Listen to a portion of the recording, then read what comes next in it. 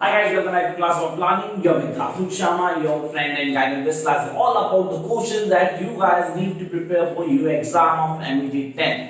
आपने कैसे यहाँ पे preparation करना है definitely करना है, and we do have lots of things for doing English studies in India. अब यहाँ पे दिक्कत ये है we don't have any storylines in this particular paper. So storylines नहीं है except one particular play that is Rajmohan स्वाई. तो हमें किस किस चीज को करना है, कौन कौन से कॉन्सेप्ट प्ले करेंगे. तो अगर मैं बोलूं खाली और सिर्फ ये क्वेश्चन जो यहाँ डिस्कस करना है अगर आप कर जाते हैं तो going to crack the paper with least 70 marks. कैसे, क्या तरीका होगा, क्या क्वेश्चन के आंसर मिलेंगे. Yes, you get all the answers in my notes. उनमें सारे आंसर मिल जाएंगे आपको. So let's start the class. First we are having Introduction of English in India. Now, what do you mean by introduction of English in India? यहाँ पे education policies that are being implemented in colonial India को mention करना ना भूलें.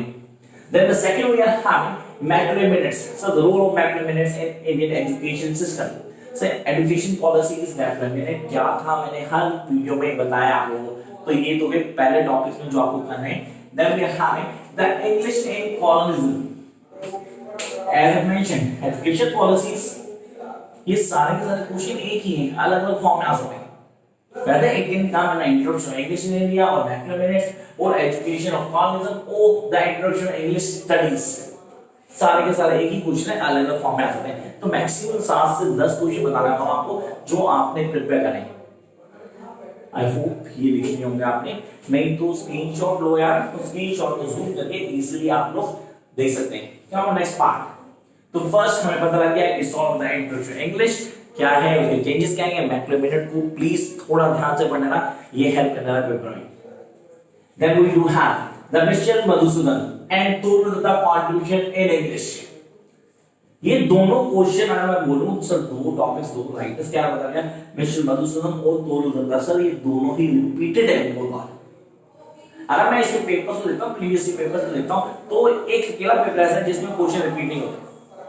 लेकिन हाँ उसके बाद भी मैं आपको बताऊं कि खाली ये टॉपिक्स अगर आप ऑन टिक कर लेते हैं then you're going to crack the paper.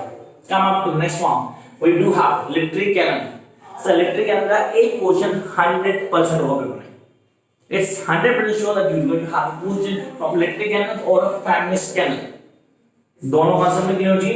Then we do have the multilingual society. What is multilingual society and how does the English play a dominant role in today's world?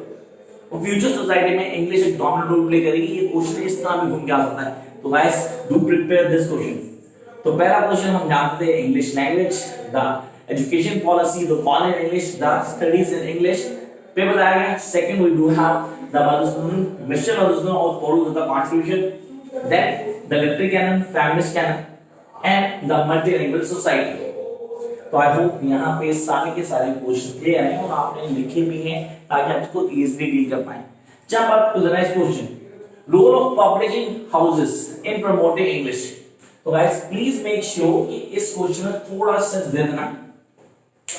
एक dominant role play करता है. Role of publishing houses in promoting English in India. इस पे question करना ना भूलें. Then we are having the stages of teaching English literature in India. अब यहाँ पे I have to mention all the stages that have taken place in the English studies in India. तो सारी की सारी stages one by one के आपको explain करनी. Come on next question. क्या था what are the major concerns of Indian English writing in 18th to 19th century? इस क्वेश्चन को straight forward दिमाग में डालना कि क्वेश्चन किसी भी फॉर्म में घूम के आएगा. आपने कहा that is the major concerns of Indian English writing in 18th and 19th century. अब major concerns में क्या contribution writers आ सकता है, such as Premchand, Rabindranath Tagore, we do have Mulk Raj Anand. Yes we can. ये आ सकता है. This is chances. तो हमें सारे के सारे ऑन टिप करने. तो इसके लिए मैंने कहा इस पे प्लीज गाइस मेक श्योर आप लोग पूरा ध्यान देंगे. क्या नेक्स्ट वन मोस्ट एक्सपेक्टेड ये आना ही आना है. बंकिम चंद्र चटर्जी, राजमोहन स्वाई, Matangini, the story of Matangini. अब आपने कहा सर इसको पढ़ना, वो समझना, उसके बाद अडॉप्ट करना हमें आना चाहिए. याद रखना है. At the end of the video में आपको बताऊंगा टिप्स टू क्रैक MEG 10, जिसको आपने भूलना नहीं है, जिसको आपने फॉलो करना है जैसे ही क्वेश्चन कंप्लीट होते हैं. तो अभी तक ऑलमोस्ट 6 से 7 क्वेश्चन हुए, बाकी सिर्फ मैंने आपको अलग अलग वर्ड्स की गेम दी। Next we are having Dalit aesthetics. Dalit aesthetics sir एक क्वेश्चन एक्सपेक्ट कर सकते हो, सेकंड लास्ट क्वेश्चन पेपर में आता था, दलित राइटिंग पे आएगा। आपने कहा सर दलित राइटिंग पे आएगा, तो मुझे दलित राइटिंग में कौन कौन पढ़ने हैं, क्या उनकी डिटेल पढ़नी होगी, तो याद तो इंग्लिश में एक पेपर पढ़ा था आपने इंडिजन सोसाइटी, फर्स्ट ये में था एसएल 0 के, और बहुत अच्छे पढ़ा होगा, जिसमें लास्ट सेक्शन दलित लिटरेचर था। सेम क्वेश्चन उठ के आने वाला है यहाँ। Then we are having the next one, role of criticism in dominance of literary writing. So criticism का role in dominance of writing. Are we studying literary criticism? No, we are not studying literary criticism, yes, but we do have the role of criticism in English language. So we need to concentrate. Now about next part, the role of Hindu College Calcutta in progress of English. Sir, यहाँ खाली कोलकाता की बात की मैंने, why I didn't mention the name of the Hindu College? Because it do have dominance in the history of English development in India. तो इस पे please ध्यान दें। Next we are having Tagore role as a writer in 20th century. Sir, पहले Tagore. I mentioned the name of Tagore. Then we come literary legacy of Henry Thoreau. अब literary legacy Henry Thoreau की legacy नाम है ontology. Then compare Premchand and Mulk Raj आनंद। तो कुछ topics, कुछ नाम है जो आपको बताए, वो आपको क्लियर करना है। अब आप देखा सर हम इसकी प्रिपरेशन कैसे करेंगे। प्रिपरेशन करने का बेस्ट वे आपको एमजी 10 क्रैक करना है विद लीस्ट 70 to 80 मार्क्स।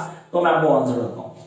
सबसे पहले the spread of English language में ध्यान देंगे, इंग्लिश इन कॉलोनिज्म इंडिया पे पूरा चल देंगे। You guys have to rote the writings of Rabindranath Tagore, Mulk Raj Anand, Henry Derozio and the two mister Madhusudan and Toru Dutt, और इनके साथ इनकी बायोग्राफी, ऑटोबायोग्राफीज, डिटेल्स, इनके वर्क्स पे काम कर सकते हैं। सर इतना टाइम नहीं, we don't have that much of time, हम सब चीजें पढ़े।